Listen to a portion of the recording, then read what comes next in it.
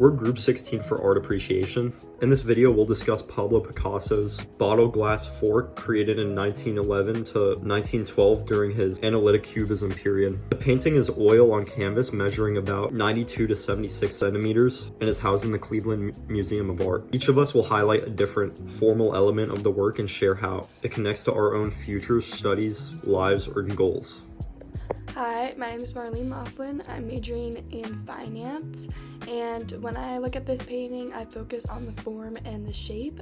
Picasso breaks the everyday objects like the bottle, the glass, and the fork into geometric planes. Instead of showing them from a single angle, he breaks them up so we can see them multiple perspectives at once. For me, this connects directly to being in gymnastics. Gymnastics has a lot of artsy element and can be abstract when it comes to music or skill or dancing. In art, form is essential, whether it's designing structures, creating visual layouts, or solving problems. I like how Picasso reminds us that form isn't always fixed and that it can be reshaped and seen differently depending on the perspective and can always be abstract.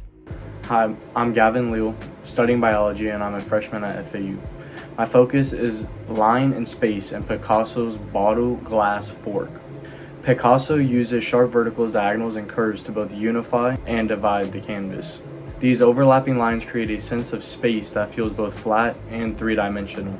It challenges how we usually perceive objects in a still life. In my own life and studies, perception and space matter a lot. For example, in biology, understanding how lines guide attention and how space is organized helps me think about how people see and interact in the world.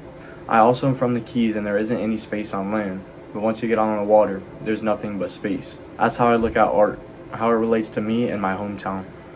Hey, my name's Austin. I'm a freshman studying finance. I chose to focus on color and tone.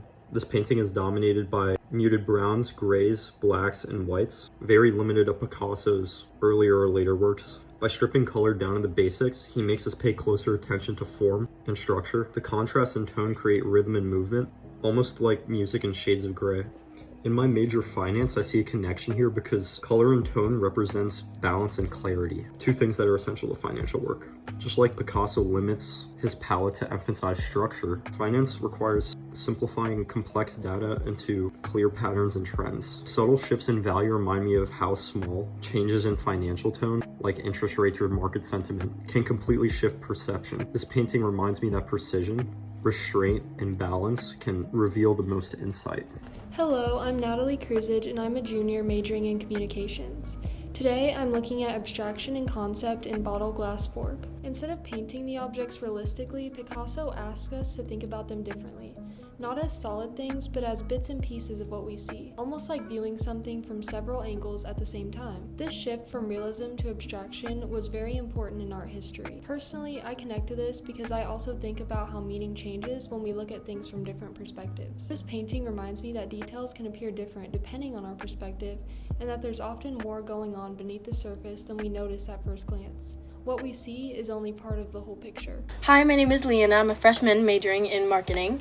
My focus is on context and everyday meaning. The subject matter is simple: a bottle, a glass, fork, and even hints of a newspaper. But Picasso transforms them into something complex. At the time, cafes in Paris were cultural hubs, and by abstracting these common objects, he was elevating daily life into high art. For me, that's meaningful because in my life, I also try to see value in ordinary things such as like business, education, healthcare, all of those things. The everyday often holds the most significance. Picasso's work encourages me to find creativity and depth in things that are usually overlooked.